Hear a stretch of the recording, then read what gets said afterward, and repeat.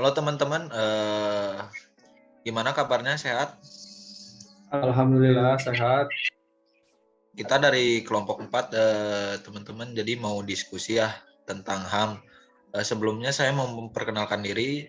Perkenalkan, nama saya Muhammad Fajar Anggianto dari kelas PTBB. Bisa dilanjutkan oleh teman saya. Perkenalkan, nama saya Muhammad Isra dari kelas PTBB. Lalu ada saya, Kevin Melana dari kelas PTBB. Baik, perkenalkan nama saya Herlangga Algi Fajri dari kelas PTBB. Oke teman-teman, jadi kali ini kita bakal ngebahas tentang HAM ya. Menurut kalian HAM itu apa sih? Kalau menurut saya ya HAM itu sesuai dengan namanya, hak asasi manusia. Jadi seperti ya perlindungan atau hak khusus pada seluruh umat manusia untuk mendapatkan ya perlindungan dan kesetaraan gitu. Tidak ada perbedaan antara satu sama lainnya. Kalau menurut aku sih seperti itu. Terus menurut yang lain gimana? Ya, hampir sama untuk HAM tuh. Kalau untuk cirinya kayak nggak bisa dibeli atau diwariskan. Soalnya HAM tuh terlahir sejak lahir gitu, yang dimiliki semua manusia. Kalau menurut aku sendiri sih, HAM itu yaitu dasar yang dimiliki setiap manusia dari lahir, yaitu yang melekat pada keberadaan manusia dan dipunyai untuk memiliki kebebasan, keadilan, dan perdamaian dunia. Kurang lebih sama sih kayak teman-teman. Si manusia adalah hak yang melekat pada diri seseorang yang sudah ada sejak lahir. Oke, terus kalau menurut kalian kan akhir-akhir ini kita tahu kayak ada kasus yang Bupati Langkat, terus mungkin yang lagi ramai perang dunia gitu. Apakah itu teh menurut kalian melanggar hak asasi manusia nggak sih?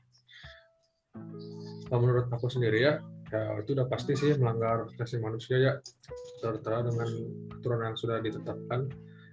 Yang terbaru itu yang di Bupati Langka itu udah jelas banget ya kalau menurut saya, mau apapun alasannya, dengan motif apapun itu, ya dia melakukan pembudakan dengan mengkerangkeng seperti itu sih udah pasti salah sih ya, dengan alasan apapun itu. Itu sih kalau menurut aku sih. Mungkin yang lain-lain ada pendapatnya teman-teman. Ya sih, untuk di Bupati itu tuh pemicunya itu kayak rendahnya toleransi di antar masyarakatnya atau kesenjangan masyarakat ini kurang sih.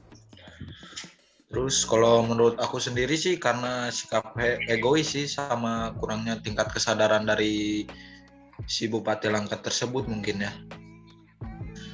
Menurut saya Bupati Langkat itu jadi seakan-akan dia tuh punya derajat lebih tinggi lah gitu terhadap orang-orang, jadi seenaknya kepada seseorang itu memperlakukannya seenaknya. Oh, jadi kayak penyalahgunaan kekuasaan berarti ya? Iya. Iya, benar seperti itu sih mungkin. Terus kalau menurut kalian gitu, upaya pencegahannya apa sih supaya tidak terjadi pelanggaran hak asasi manusia? Kalau menurut aku sih ya, yang pertama tuh pasti harus penegakan demokrasi dan supremasi hukum ya. Karena mungkin masih hanya simpang siur atau hanya pendapat saya pribadi. Tapi menurut saya itu seperti yang dijelaskan itu, hukum di Indonesia itu ya, terutama di Indonesia ini tuh masih rancu gitu, masih tajam ke bawah dan tumpul ke atas. Menurut aku sih mungkin dari solusinya kayak meningkatkan pemahaman mengenai prinsip HAM ke masyarakat terlebih dahulu gitu. Soalnya kan kita tuh jadi bisa menyanggah gitu kalau kita sedikit mengerti tentang HAM, apa itu HAM. Mungkin bisa dari sejak dini diperkenalkan atau dari lembaga pendidikan formalnya kayak sekolah atau perguruan tinggi untuk mensosialisasikan tentang HAM ke masyarakat lebih luas lagi gitu sih. Kalau menurut saya sih benar juga apa yang dikatakan Erlangga, tapi di sini saya lebih menekankan untuk meningkatkan kualitas pelayanan publik untuk mencegah berbagai bentuk pelanggaran HAM karena kualitasnya di negeri kita kayak masalah HAM tuh masih kurang baik menurut saya gitu. Jadi perlu ditingkatin lagi fasilitas mengenai pelanggaran HAM supaya tidak terjadi pelanggaran-pelanggaran yang besar seperti ini gitu.